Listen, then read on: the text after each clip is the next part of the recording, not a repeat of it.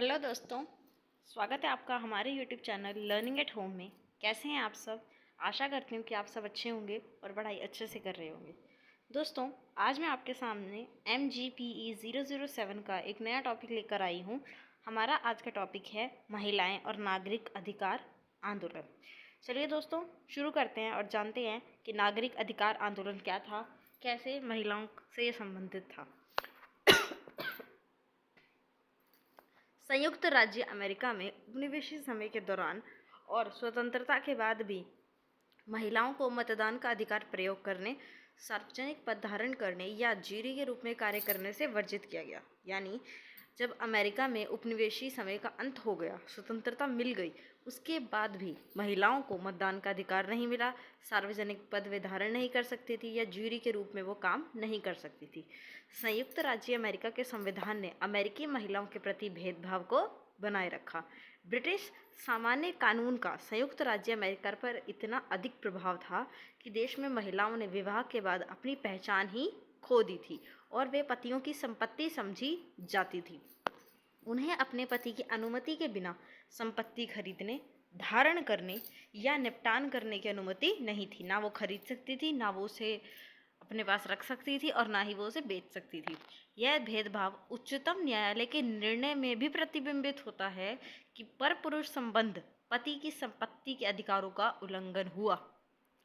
महिलाओं के अधिकारों की बदलती हुई परिस्थिति जो है वो दशकों के द्वारा चलाए गए लंबे आंदोलन और संघर्षों के बाद आई और दास्ता विरोधी सम्मेलन में भाग लेने से दो महिलाओं के विरोध की प्रतिक्रिया में सन 1848 में अपने अधिकारों को बल देने के निमित्त सबसे पहला महिला सम्मेलन न्यूयॉर्क में हुआ।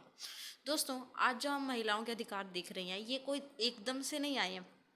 इनको पाने के लिए बहुत लंबी जंग लड़नी पड़ी है औरतों को। विश्व की कई महिलाएं लड़ी हैं समूचे विश्व की औरतों के अधिकार के लिए। दशकों से लंबे लंबे आंदोलन चले हैं, संघर्ष चले हैं, तब जाके ये अधिकार मिले हैं। संयुक्त राज्य अमेरिका में दास्ता गुलाम विरोधी सम्मेलन हुए थे, उसमें महिलाओं ने भी भाग लिया।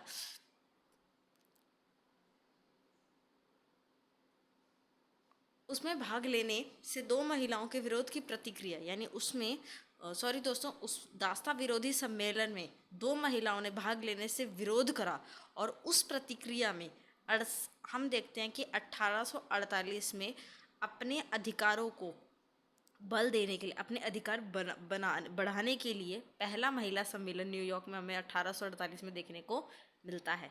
तब से महिला आंदोलन जो है वो पर्याप्त प्रबल रहे हैं, तब से महिला आंदोलन चले आ रहे हैं। तो हम कह सकते हैं कि महिला आंदोलन की उत्पत्ति जो है वो हमें 1848 में देखने को मिली है। न्यूयॉर्क से ये स्टार्ट हुई थी संयुक्त राज्य अमेरिका में। हालांकि सफलता बहुत देर बाद मिली थी दोस्तों, लेकिन संघर्ष बड़े लंबे समय से चला।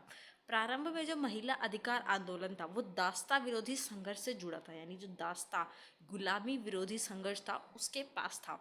जैसे कि दास्ता विरोधी आंदोलन, जब गृह युद्ध समाप्त हो गया, अमेरिका में जो गृह युद्ध छिड़ा था जब ये समाप्त हो गया तो गुलामों को तो मुक्त कर दिया गया, उन्हें आज़ाद कर दिया गया।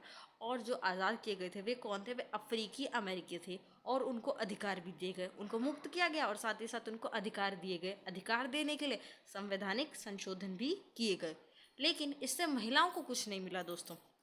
जैसे कि संविधान के 15वें संशोधन में ये घोषणा की गई है कि किसी भी व्यक्तियों के मतदान के अधिकार को आप नस्ल या रंग के आधार पर कम नहीं कर सकते। कोई व्यक्ति किसी भी नस्ल का हो या किसी भी रंग का हो, उसके आधार पर उसके साथ भेदभाव नहीं किया जाएगा। लेकिन संशोधन ने ये नहीं कहा कि लिंग आधारित भेदभाव भी नहीं होना चाहिए, उस पर उसने कोई टिप्पणी नहीं करी। यानी महिलाओं को मतदान के अधिकार तब भी नहीं दिए गए।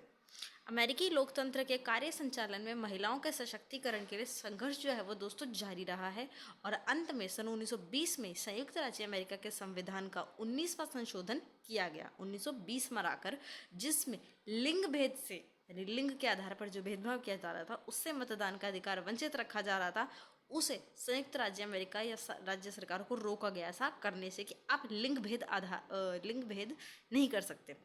इस संशोधन की पुष्टि ने क्या किया? अन्य मांगों की पूर्ति के लिए महिलाओं के अधिकार आंदोलनों को प्रेरित किया। जैसे कि अब और विषयों पर भी महिलाओं ने अधिकार आंदोलन चलाए। और क्या क्या थे? पहले तो मतदान का मुद्दा था, ये हमें मतदान का अधिकार चाहिए। उसके बाद आते हैं पुरुषों से समान अधिकार चाहिए, हमें समान कार्य, जब हम पुरुषों के समान कार्य करें तो वेतन भी तो हमें समान मिलना चाहिए, तब उसके लिए आंदोलन छेड़ा। फिर वित्तीय ऋण, जो लोन लेते हैं, जो कर्ज लेते हैं, उसमें भेदभाव को समाप्त किया जाए। और जो कार्यस्थल हैं, जो जहाँ औरतें महिलाएं काम करती हैं, पुरुष महिला, वहाँ पर सेक्सुअल उत्पीड़न को खत्म किया जाए।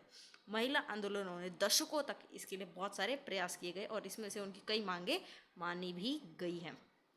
1923 में महिलाओं को समान अधिकार सुनिश्चित करने के लिए संविधान में एक अन्य संशोधन लाने का प्रस्ताव किया गया था। यह कब हुआ? आधी शताब्दी के बाद बात हुई थी 1923 में, लेकिन ये पूरी होती है 1973 में, 50 साल बाद, जब संयुक्त राज्य अमेरिका कांग्रेस ने समान अधिकार संशोधन को स्वीकार किया कि पुरुष और महिला एक समान है। लेकिन इसे भी अपेक्षित जो 3/4 राज्य थे उसके पुष्टिकरण के दौरान ही अस्वीकार कर दिया गया। यानी जो संयुक्त राज्य अमेरिका, आप जानते हैं कि अमेरिका जो है वो अलग अलग राज्यों से मिलकर बना है, जो हमें इसके नाम में स्पष्ट होता है कि संयुक्त राज्य अमेरिका। तो इसके जो 3/4 राज्य थे उनका समर्थन चाहिए था, लेकिन उन्होंने इसे अस्वीकार कर दिया। इसके बावजूद भी दोस्तों आंदोलन जो है वो जारी रहा। समाज महिलाओं के प्रति दुराग्रही भेदभाव के बारे में धीरे धीरे संवेदनशील होता हुआ चला गया। कांग्रेस ने देश के विभिन्न भागों में नागरिक अधिकार आंदोलनों के समय सन 1963 में समान वेतन अधिनियम पारित किया। इसके बाद आता है समान वेतन अधिनियम। पुरुष और महिलाओं को एक समान वेतन दिया जाएगा। इसे संयुक्त राज्य अमेरिका की कांग्रेस ने 1963 में पारित किया।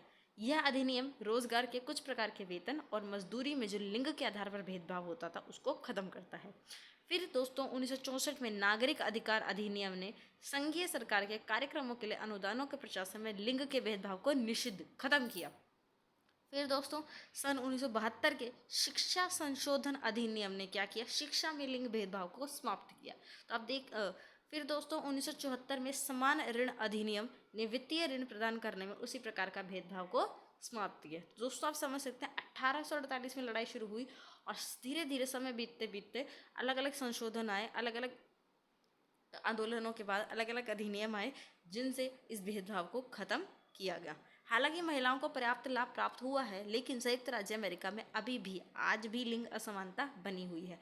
जो सार्वजनिक पद हैं, प्रबंधकीय पद हैं और उच्च पद हैं, उन पर पदोन्नति में लिंग प्रतिनिधित्व अभी भी नगण्य है। उस पर भी अभी अधिकतर पुरुष हैं, महिलाएं बहुत पीछे हैं। इस भेदभाव को भी एक दिन अवश्य पूरी तरह से खत्म किया जाएगा। ये था आज का टॉपिक, नागरिक अधिकार अधिनियम। आपने समझा महिलाओं इससे किस प्रकार जुड़ी, महिलाओं के आंदोलन क्या थे, उनके विषय क्या थे, ये आपने अच्छे से इस विषय में समझा। यदि आपका कोई क्वेश्चन हो तो कमेंट्स कीजिएगा। वीडियो अच्छी लगी हो तो लाइक कीजिएगा, अपने दोस्तों के साथ शेयर कीजिएगा और आने वाली वीडियोज़ के लिए मेरे चैनल को सब्सक्राइब ज़रूर कीजिएगा। वीडियो देखने के लिए आपका धन्यवाद।